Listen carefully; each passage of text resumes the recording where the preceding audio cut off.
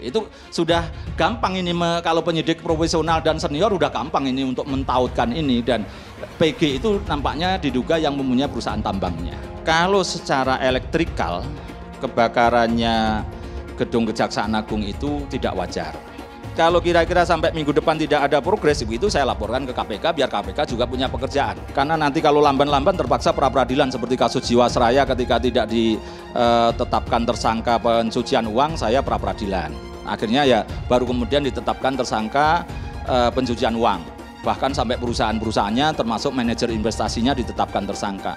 Nah sebetulnya bagi saya gedung Kejaksaan Agung tidak terbakar.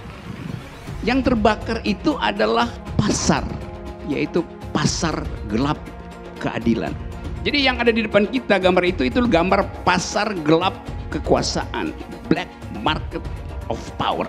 Karena di situ terjadi transaksi ketidakadilan. Saya berusaha untuk tidak membocorkan rahasia negara, meskipun tahu pasti tidak akan membocorkan juga. Anita atau Prasetyo Utomo atau Pinangki ini kan hanya ular kecil. Ada naga besarnya yang di belakang semua ini. Kalau saya ditanya naganya siapa, namanya naga itu kan hantu. Inilah proses-proses dulu ada permainan politik, dan proses larinya saya juga yakin ada permainan politik, dan proses sekarang pun juga ada dugaan permainan politik. Punya kasus tapi mungkin begini nih, yang hengki-pengkinya nggak, deal-dealannya nggak kejadian, marahnya seperti ini. Karena pemeriksaan ini bukan sebentar, ini ada tahapan-tahapan. CCTV masih dalam proses pemeriksaan juga di tempat kami, itu aja ya.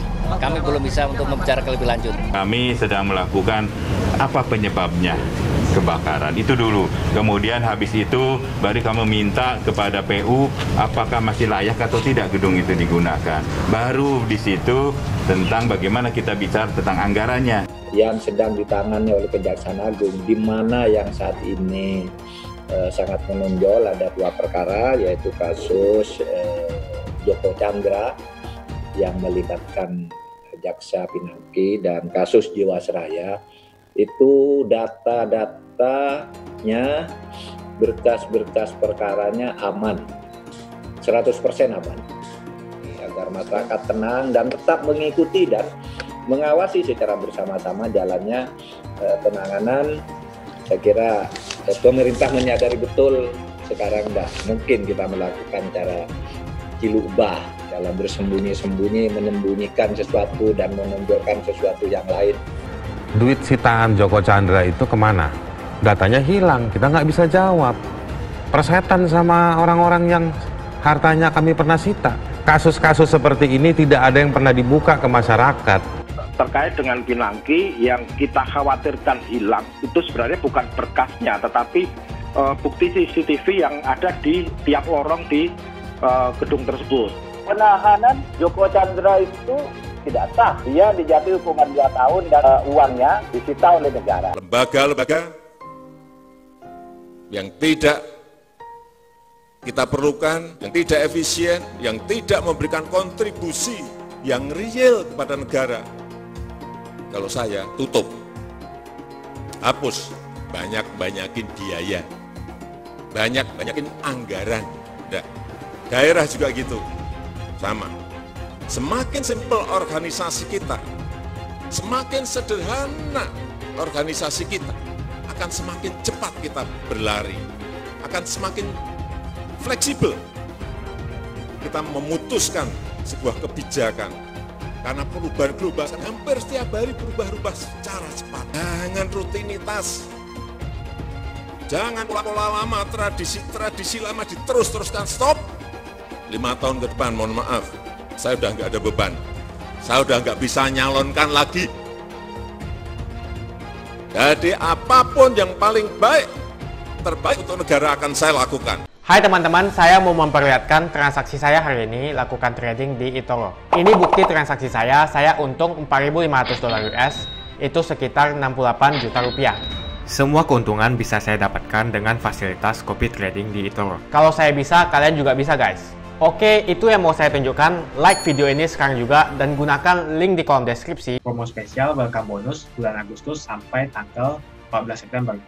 Buat kalian yang deposit di bulan ini, ada welcome bonus hingga 600 dolar yang biasanya hanya 50 dolar saja.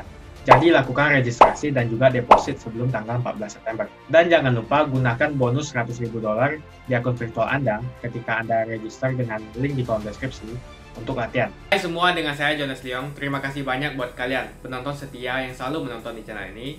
Saya secara personal sangat menghargai waktu kalian.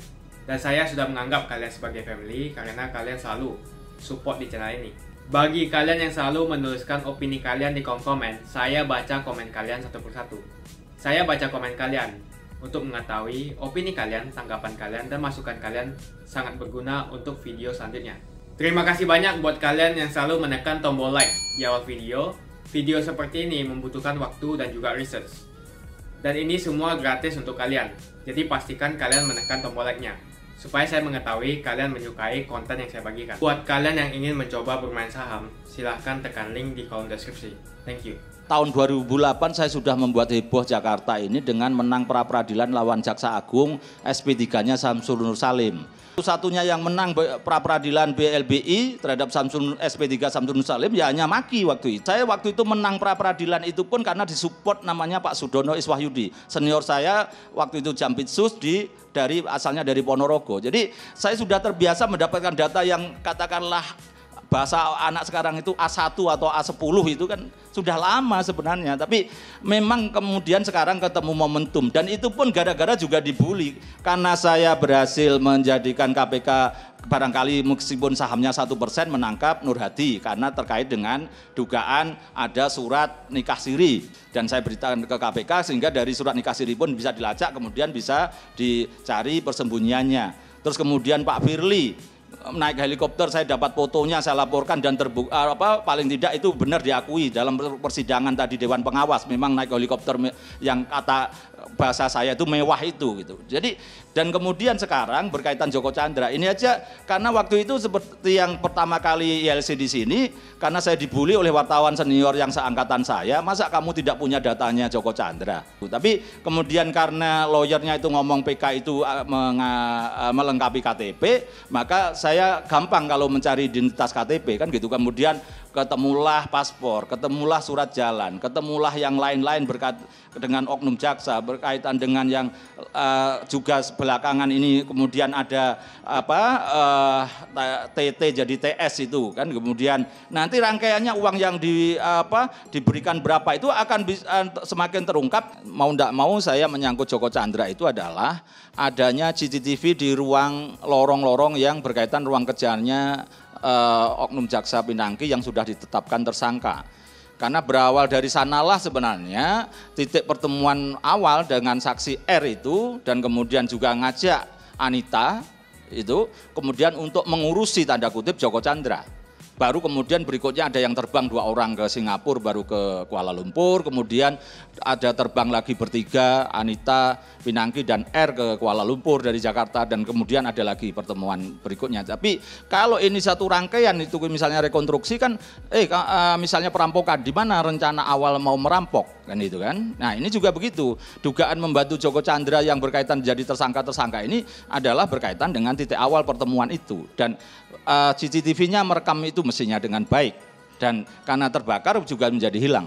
Bisa jadi Pinangki juga pernah bertemu siapa di komplek gedung itu gitu. Dan inilah sangat disayangkan ketika ini terbakar maka menjadi terpotong dan terkendala ketika penanganan ini misalnya harus dikembangkan gitu. Tapi kemudian juga di intelijen itu saya tahu pernah melaporkan dugaan penyimpangan di asuransi Bumi Putra. Dana pemerintah yang dikelola di asuransi Bumi Putra meskipun swasta tapi dugaan ada penyimpangan di situ gitu. Setidaknya itu saya tahu itu. Terus kemudian pernah ada telaah misalnya asuransi Asabri pernah ada. Dan juga ada berkaitan instansi yang lain terkait dengan cuaca itu juga pernah ada pelaporan ke sana dan ditelaah sana. Jadi intelijen ini banyak sebenarnya yang ini kan yang saya ketahui itu kan, yang saya tidak ketahui pasti lebih banyak lagi dan bisa jadi ada perkara-perkara besar di situ yang ditelaah paling tidak. Kembali lagi pada tadi yang disampaikan oleh Pak Mahfud itu tentang uang yang katanya sudah dieksekusi. Oke, sudah dieksekusi, tapi menyangkut berkaitan sisanya yang 359 miliar kan belum pernah dibawa ke pengadilan sebagai uang pengganti juga belum Dan kemudian pada posisi ini mestinya kan Kejaksaan Agung karena ini sudah daluarsa sebenarnya kan harus menggugat perdata Bank Bali yang sekarang jadi Bank Permata. Jadi ini tapi negara masih rugi sebenarnya sekitar 359 miliar sisanya itu. Dan itu mestinya ini rangkaian administrasi kan juga bisa di Kejaksaan Agung itu sampai di level pimpinan. Ada di Wakil Jaksa Agung maupun Jaksa Agung. Terus berkaitan dengan juga Oknum Jaksa Pinangki begitu, betul tadi sudah ditambahkan pasalnya katanya. Tapi itu pun kan kemarin ketika saya naik kereta ekonomi itu kan sampai harus menyatakan ke Pak Hari, apa menunggu saya pra-peradilan untuk sekedar menambah pasal? Apa tuh menunggu saya pra-peradilan untuk menambah tersangka untuk pemberi? Masa hanya penerima? Apa menunggu saya kemudian misalnya pencucian uang misalnya gitu. Mulai tadinya mau diberhentikan struktural aja tarik ulur. Bahkan masih ada mau mutasi ke tempat lain. Rangkaian yang sifatnya tertutup ini mencurigakan semua orang. Kalau kira-kira sampai minggu depan tidak ada progres begitu saya laporkan ke KPK biar KPK juga punya pekerjaan. Saya juga tidak ingin tolonglah kasihanilah saya kalau boleh memohon begitu karena nanti kalau lamban-lamban terpaksa pra-peradilan seperti kasus Jiwasraya ketika tidak ditetapkan tersangka pencucian uang saya pra-peradilan. Akhirnya ya baru kemudian ditetapkan tersangka pencucian uang. Bahkan sampai perusahaan-perusahaannya termasuk manajer investasinya ditetapkan tersangka. Ini kan sampai Komisi Kejaksaan ini mau manggil aja enggak pernah didatangkan begitu. Dan terakhir kemarin bahkan saya dengan menyebut dengan jelas ada pejabat tinggi Kejaksaan Agung melakukan komunikasi dengan Joko Chandra dan itu adalah komunikasi yang seperti apa, tapi kontennya yang penting bukan itu. Kontennya adalah pejabat ini mendapatkan nomor HP Joko Chandra yang pribadi itu dari siapa. Dari siapa kemudian dari siapa. Itu justru kunci besar di situ untuk melihat rangkaian bahwa Oknum Jaksa Pinangki ini apakah hanya bermain sendirian atau ada keterkaitan dengan pihak lain. Dan itu bisa didalami dari fungsi berasal dari mana nomor HP pribadi Joko Chandra sampai bisa nyampe ke pejabat di Kejaksaan Agung, pejabat tinggi, kemudian melakukan komunikasi. Dan akan ketahuan alurnya seperti apa, kamuflasenya dugaan janji itu seperti apa, begitu akan ketahuan di situ. Seperti yang pernah saya katakan bahwa Oknum Jaksa Pinangki itu selain mendapatkan materi diduga juga mendapatkan janji. Padahal kalau janji aja di Undang-Undang Pemberantasan Korupsi itu sudah termasuk kena korupsi. Rangkaian berkaitan dengan janji tadi akan ada transaksi berkaitan perusahaan power plant atau tambang. Dan satu lagi mengatakan memang ke sana ketemu Joko Chandra itu memang mau melakukan penawaran terhadap perusahaan tambang. Itu sudah gampang ini kalau penyidik profesional dan senior udah gampang ini untuk mentautkan ini dan PG itu nampaknya diduga yang mempunyai perusahaan tambangnya. Berkaitan dengan kemarin saya juga belajar dengan orang PLN yang dikenal oleh penegak hukum di Jawa Tengah begitu, mengatakan kalau secara elektrikal kebakarannya gedung Kejaksaan Agung itu tidak wajar. Dalam konteks yang kemudian begitu hebatnya membakar semuanya, itu kalau secara elektrikal PLN, orang-orang PLN tidak wajar. Setidaknya dari sisi kalau itu konslet berarti ya hanya lokasi tertentu dan tidak cepat menjalar. Karena kemudian mestinya listrik mati semua sehingga tidak menjadi pemicu kebakaran yang lebih hebat lagi. Sehingga kalau toh ada kemudian kebakaran-kebakaran yang lain yang cepat menjalar, diduga bukan berasal dari konslet listrik yang lain. Jadi dari pendalaman saya ke orang-orang yang ahli itu tidak konslet atau bukan akibat konslet atau setidak-tidaknya sepenuhnya tidak karena konslet kemudian tidak ada pemicu yang lain untuk menjalarnya. Juga saya belajar kepada teman kepolisian bahwa apapun nanti pasti bisa ditemukan titik nolnya dari mana kebakaran itu akan terjadi. Itu nanti akan pasti ketahuan. Dan kalau ini sabotase pasti ketahuan. Jadi yakinlah itu, kita tinggal menunggu aja. Kepolisian nantinya juga melakukan penyidikan dugaan hilangnya rahasia negara karena beberapa ada dokumen rahasia negara di situ. Jadi kalau berkaitan hanya ini sabotase atau bukan sabotase agak tidak masuk kalau ternyata nanti bukan sabotase. Tapi setidaknya penyidikan hilangnya rahasia negara ini bisa sengaja atau akibat lalai. Di sana ada kantor Jamintel, pengawasan terhadap aliran kepercayaan, pengawasan terhadap buku, terhadap komunis, dan juga berkaitan dengan fungsi intelijen negara berkaitan dengan hukum. Ada juga berkaitan dengan telaah terhadap dugaan korupsi juga ada, berkaitan dengan tindak pidana makar juga ada. Belum tentu dokumen-dokumen yang lama itu juga sudah di backup, misalnya di scan atau belum gitu kan. Jadi tidak semua saya yakin itu ada backup datanya, terutama nanti yang menyangkut yang dokumen-dokumen lama yang misalnya sejak tahun 68 begitu. Bagaimana peristiwa-peristiwa pergantian kekuasaan dan lain sebagainya, bisa jadi ada fungsi intelijen kejaksaan ada di sana. Dan itu yang sangat kita sayangkan ketika adanya kebakaran ini. Gitu. Jadi masyarakat punya spekulasi, punya banyak pertanyaan bahwa apakah, jadi saya ada spekulasi bawah dan spekulasi atas. Kalau ini gedung heritage, gedung peninggalan yang berarti, mukanya istana, ini kan lurus langsung nembus istana tuh ya. Menurut saya menyedihkan kalau sistem keamanannya kayak begini. Salah satu benchmark patokan penegakan hukum di Indonesia, Kejaksaan Agung, keamanannya kayak begini, begitu. Ini aneh, lucu.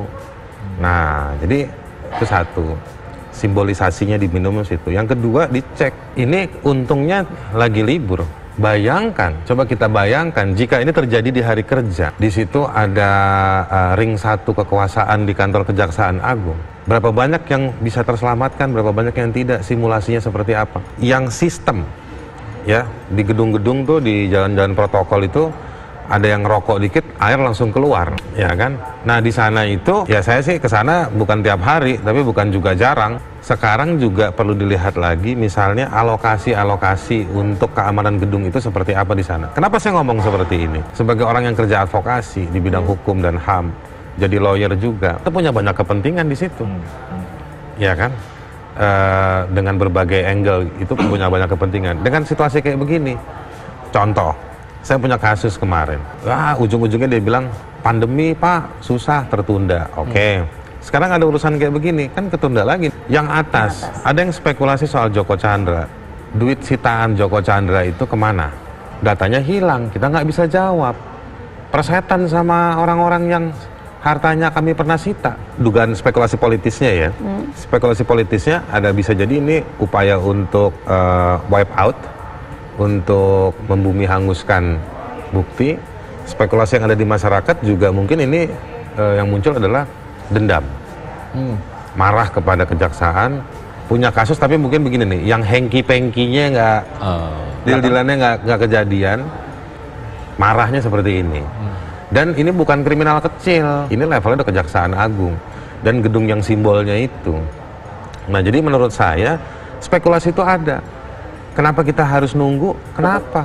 Kasus-kasus seperti ini tidak ada yang pernah dibuka ke masyarakat. Dalam suatu sistem dari instansi pemerintah yang sangat vital, harusnya dia punya BCP, punya server cadangan. Jadi kalau misalnya nanti di kemudian hari bahwa ada dari penyebab kebakaran ini ternyata ada bukti-bukti yang hilang, itu harusnya tidak masuk akal. Kalau seandainya ternyata memang itu hanya server tunggal di lokasi yang sama, itu sangat memprihatinkan tentu bagi kita. Ini dibuktikan, saya kira kita harus menunggu bagaimana nanti kejaksaan dan dari Polri menginvestigasi. Kita harus tunggu hasil dari investigasi tersebut. Jadi apakah apa saja yang hilang, kemudian apa saja yang rusak, itu kan tergantung dari investigasi. Dan apa pengaruh dari kerusakan ini terhadap kasus-kasus besar yang sekarang ramai dibicarakan. Saya kira kalau misalnya itu dokumen, harusnya kita sudah memakai e-file ya. Jadi semua dokumen sudah ada backup-nya. Yang saya khawatirkan jika ada barang bukti di situ, barang bukti yang bentuknya fisik, kalau itu nanti hilang atau hangus, itu pasti akan mempengaruhi nanti di proses selanjutnya. Tapi kalau misalnya sudah diklaim bahwa kita sudah pakai mekanisme penyimpanan digital, harusnya tidak ada masalah dengan kasus-kasus itu. Dan untuk itu harusnya kejaksaan membuktikan bahwa tidak terpengaruh dengan kejadian ini, maka percepat saja kasusnya, diproses seperti biasa. Melihat dulu kebakaran ini apakah terbakar, dibakar, atau dikondisikan untuk terbakar, sabotase. Kalau misalnya terbakar, misalnya konsleting, itu kan biasanya kecil, misalnya huru-hara, dilempar molotov dan lain-lain.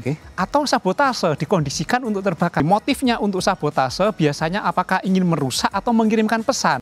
Ayo like video ini dan tekan tombol loncengnya untuk menunjukkan kalian suka dengan konten yang kau bagikan. Dan kalian ingin melihat konten seperti ini lebih banyak lagi. Kasih banyak buat kalian yang nggak skip dan nonton video ini sampai habis. Saya secara personal sangat menghargai waktu kalian. Makasih banyak buat kalian yang sudah tekan tombol subscribe, dan makasih banyak buat kalian yang sudah tekan tombol loncengnya. Jangan lupa bagikan informasi ini ke teman atau family Anda. Mungkin teman atau family Anda membutuhkan investasi ini. Oke guys, sekian dulu dari saya. Jangan lupa follow Instagram saya di @johannesleongofficial untuk kata-kata motivasi setiap harinya.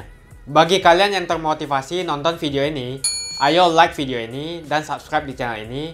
Dan buat kalian yang sudah subscribe di channel ini, jangan lupa tekan tombol loncengnya supaya kalian mendapatkan notifikasi setiap kali saya upload video.